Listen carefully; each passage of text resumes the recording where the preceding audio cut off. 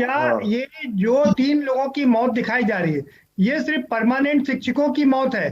बाकी जो अनुदेशक हैं, जो शिक्षा मित्र हैं, या जो दूसरे हमारे शिक्षा से जुड़े हुए लोग हैं, उनकी मौत को क्या मौत नहीं माना जाएगा? नहीं, बिल्कुल माना जाना चाहिए, क्योंकि आप चुनाव ड्यूटी में उनको लगाया है, आपने है, तो उनको जरूर जो है माना जाना चाहिए। क्यों नहीं माना जाना चाहिए? शिक्षक भले न हो या कुछ भी हो, कोई भी पद हो, उनसे हम कार्य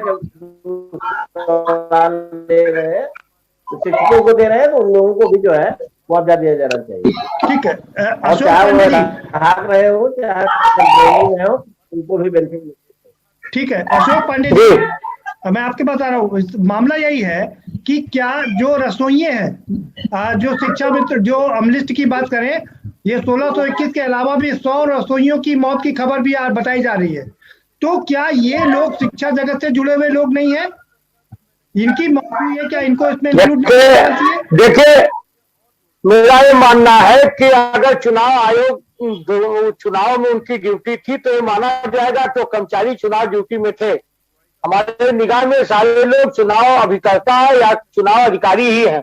मेरा ये मानना है कि सही है कि गाइडलाइन है कि ड्यूटी के दौरान मृत्यु हुई हो। मेरा ये मानना है कि संक्रमण हो सकता है, ड्यूटी करने के बाद आए हो, उसके बाद संक्रमण हुआ हो, ये जांच का विषय है। निश्चित तौर पे इसकी जांच हम कराएंगे और निश्चित तौर पे अगर सहानुभूति पूर्वक विचार करते हुए इन लोगों पर हम जरूर विचार करेंगे, इसमें कोई दो राय नहीं है। लेकिन चूंकि हमारे पास जो अभी डीएम का आया है, निर्वाचन आयोग की जो सूची है, उस हिसाब से हम सरकार काम कर रही है। अशोक पांडे जी, रायबरेली के डीएम कह रहे हैं कि यहाँ पर एक भी मौत नहीं हुई, जबकि विधायिका अदिति सिंह कह रही है कि मुख्यमंत्री को चिट्ठी लिखी है कि 53 शिक्षकों की मौत हुई है। और आप भी जानते हैं कि अदिति सिंह मुख्यमंत्री जी के काफी करीबी हैं। निश्चित तौर पे हम इसकी जांच कराएंगे। मैं तो कह रहा हूँ, डीएम झूठ बोल रहे हैं, कौन झूठ? विधायिका जी, झूठ और सच का फैसला जांच के बाद होगा। अगर जांच में सही पाया गया जाएगा तो शिक्षकों को मुआवजा मिलेगा, मिलेगा, मिलेगा, सबको मिलेगा सर। अशोक जी, सबको मिलेगा, ये बोलिए। बिल्कुल बिल्कुल। अगर इस स्थिति में सूची की हम जांच कराएंगे, इसमें कोई दो राय नहीं है। लेकिन अभी हमारे पास जो आंकड़ा है 3 शिक्षकों की मौत का, हमने उनकी व्यवस्था कर दी है। अशोक जी, आप हमको नंबर दीजिए, हम आपको व्यक्तिगत सूची भेज देते हैं, व्यक्तिगत पर्सनल भेज देते हैं। आप नंबर बताइए। ठीक है, ठीक है त्रिभुवन जी, हम आपको नंबर दे देंगे, आप उनको सूची भेज दीजिएगा।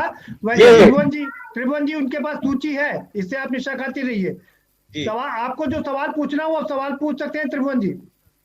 जी, पहला सवाल तो ये है अशोक जी से कि कोविड-19 बीमारी WHO के द्वारा घोषित की गई है, और इस WHO ने ये कहा है कि कोविड-19 में ये जरूरी नहीं है कि उसका RT-PCR की जांच पॉजिटिव ही हो, ऐसा नहीं है। कोविड-19 में उसके फेफड़े गल सकते हैं, तमाम प्रकार के उसके क्षेत्र हैं।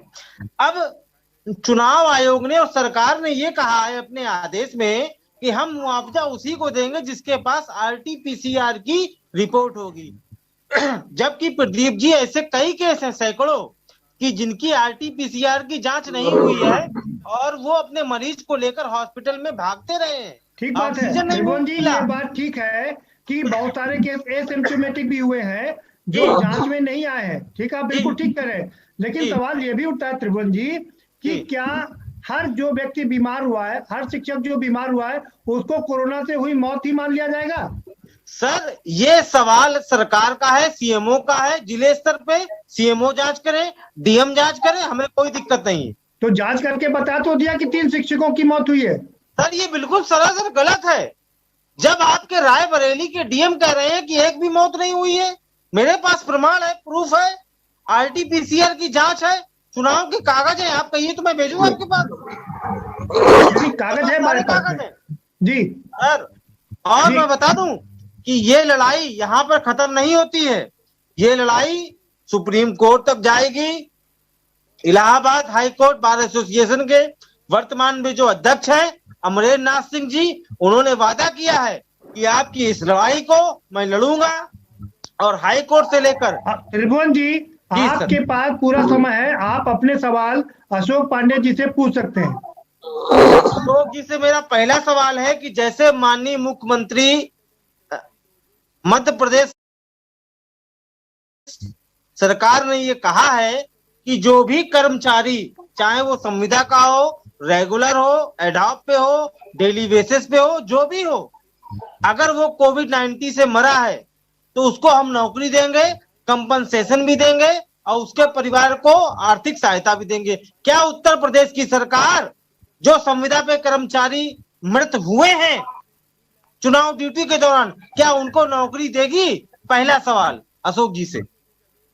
देखिए, मेरा ये मानना है कि कोरोना संक्रमण में निश्चित तौर पे अपने फर्ज पे doctor, engineer, professor, collector, MLA, मंत्री तक खोया है। इसमें पत्रकार बंधु गए हैं, ये दुर्भाग्यजनक है। निश्चित तौर पे जनता पार्टी के एक मेरा ये मानना है कि अपने कर्तव्य की बलि एक दर्जन से ज्यादा उत्तर प्रदेश के में जो भी कर्मचारी अपने कर्तव्य में कोरोना पॉजिटिव हो के निधन हुआ है, निश्चित तौर पे हम उस पर सहानुभूति विचार करेंगे। इसमें कोई नहीं है। निश्चित एक तय करना उत्तर प्रदेश सरकार का काम है, हम पार्टी प्रवक्ता है। ये जरूर है कि आपकी बात को हम प्रदेश के मुख्यमंत्री जी से कहेंगे। सर, नौकरी मिलेगी कि नहीं मिलेगी ये बता दीजिए। अरे भाई त्रिभुवन जी, अशोक जी साहब कह रहे हैं सरकार फैसला लेती है, अशोक पांडे जी आपकी बात को सरकार तक पहुंचाएंगे। निश्चित तौर पर, बिल्कुल बिल्कुल बिल्कुल। मेरा ये मानना है कर्तव्य की बलि वेदी पर जिन लोगों ने अपनी आहुति दी है उनके प्रति सहानुभूति पूर्वक विचार सरकार करेगी।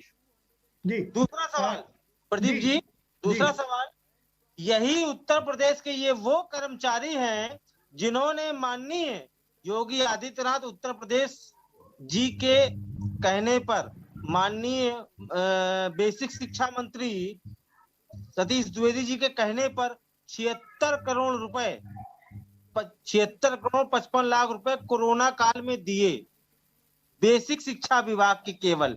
इसके अलावा पुलिस डिपार्टमेंट के लोग हैं, अन्य डिपार्टमेंट के लोग हैं, उन लोगों ने भी दिए। तो मेरा सवाल यही है कि आखिर हमारे साथ ऐसी जो समस्याएं उत्पन्न हो रही हैं, शिक्षक हैं, शिक्षा मित्र हैं, ठीक बात है। आपको क्या लगता है कि ये 3 का आंकड़ा कहाँ से आया? त्रिभुवन जी, सवाल ये उठता है कि आपको क्या लगता है ये 3 का आंकड़ा कहाँ से आया? अब सर, ये तो सरकार बताएगी, हम क्या बताएंगे। सरकार ने आंकड़ा कहाँ से दिया है? अशोक जी कैसे आंकड़ा सरकार ने, अशोक जी बताएंगे। सरकार को आंकड़ा निर्वाचन आयोग ने दिया है, डीएम की रिपोर्ट पर आई है, और ये जो आंकड़ा आया है निर्वाचन आयोग ने दिया है। आंकड़ा किसने दिया है? निर्वाचन आयोग को आंकड़ा किसने दिया है? जो जिलाधिकारी लोग हैं, जो डीएम लोग हैं, उससे संबंधित अधिकारी हैं, उन लोगों ने दिया है। कौन है जिम्मेदार? जिलाधिकारी। देखिए, मेरा ये मानना है कि अभी तक जो हमारे पास रिपोर्ट है, हम उसी के आधार पर सत्य मानते हैं।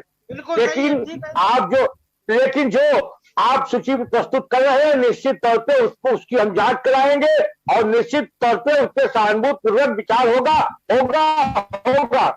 आदरणीय अशोक जी, मोबाइल नंबर, स्कूल के नाम, विद्यालय के नाम, यहाँ तक कि कम से कम 6 से अधिक लोगों, 6 से अधिक खंड शिक्षा अधिकारी, बेसिक शिक्षा अधिकारी, अधिक से अधिक लोग इसमें हताहत हो चुके हैं। अधिक से अधिक लोग, शिक्षक और शिक्षा मित्र अनुदेशक छोड़ दीजिए, अधिकारी इसमें एक्सपायर हो गए हैं कोविड-19। अरे आपको बता दें कि कर्तव्य की बलि वेदी पर बहुतों ने अपनी जान कुर्बान की है। पत्रकार बंधु हैं, छायाकार बंधु हैं, डीएम है, एसपी है, और मंत्री है, एमएलए हैं, पार्षद है। निश्चित तौर पे अपने कर्तव्य की बलि वेदी पर जिन लोगों ने शहादत दी है उनको हम नमन करते हैं। निश्चित तौर पे हम सरकार की पूरी सहानुभूति चाहते हैं। कि जो भी लोग उनके परिवार वालों को अधिक से अधिक मुआवजा मिलेगा।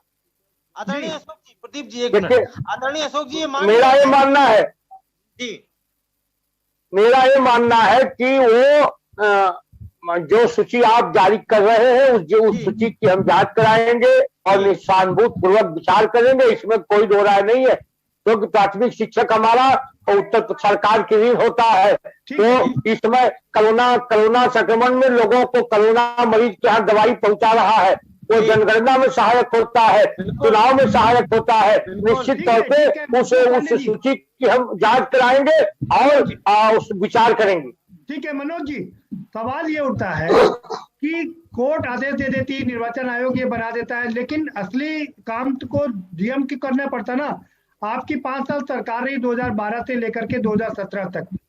सुप्रीम कोर्ट ने कहा कि अगर भूख से मौत होगी तो उसका असली जिम्मेदार डीएम होगा। आपने देखा आज तक जब से सुप्रीम कोर्ट ने ये नियम लागू किया है, आज तक भूख से एक भी मौत नहीं हुई है। तो खेल तो होता है ना। निश्चित तौर पे विश्वकर्मा जी, इसमें दो राय नहीं है कि जब कोई बात ब्यूरोक्रेसी पे आती है तो उनके आंकड़ों को गोलमाल कर दिया जाता है। मैं कह रहा हूं कि ये जो शिक्षक संघ 1621 लोगों की लिस्ट सौंप रहा है, ये कोई बांग्लादेश से आए हुए शरणार्थी थोड़ी नहीं है जो इस देश में अपनी नागरिकता के लिए आवेदन कर रहे हैं या मांग रहे हैं कि हम इस देश के ही नागरिक हैं। अरे इनकी लिस्ट देने की आवश्यकता क्यों पड़ रही भाई? सरकार के पास क्या शिक्षा व्यवस्था नहीं है क्या? क्या अधिकारी नहीं है क्या? डीएम नहीं है क्या? शिक्षा हर जिले में बेसिक शिक्षा अधिकारी होता है, सभी कुछ तो है। क्या वो उनसे आंकड़े नहीं ले सकते हैं? और मरने वालों की सूची बताए ना, और इसके बाद मौत के मुआवजे की सूची बताए। वैसे मैं एक बात जरूर कहूंगा, वैसे कहते कोरोना काल में राजनीति नहीं करनी चाहिए, लेकिन मैं राजनीति ना करते के इतर एक बात कह रहा हूं। अगर मौजूदा सरकार इन लोगों की बात नहीं सुनती तो निश्चित तौर पे समाजवादी पार्टी इसके लिए धरना प्रदर्शन सरकार के खिलाफ विधानसभा से लेकर संसद तक, और अगर इन सब के बावजूद भी नहीं सुनेगी तो आने वाले 22 में सरकार बनने के बाद इनकी पूरी सुनवाई होगी, और उस तरह होगी कि दल जरूर हम उत्तर प्रदेश के छोटे हैं लेकिन दिल हमारा नहीं। देखिए समाजवादी पार्टी के साथी तो राजनीति हर जगह करते हैं। जब भी देश के कुशल वैज्ञानिकों ने वैक्सीन प्रस्तुत किया तो सपा अध्यक्ष ने कहा करे बाप रे बाप मोदी की वैक्सीन लगाएंगे, और खुद वैक्सीन लगा लिए, इस देश की जनता को गुमराह किए। इनका मोदी कहता है लगा लेने से नपुंसकता आ जाएगी।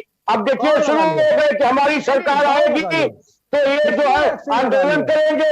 ये लोग हर जगह लाश के व्यवसायी हैं, लाश पे राजनीति करने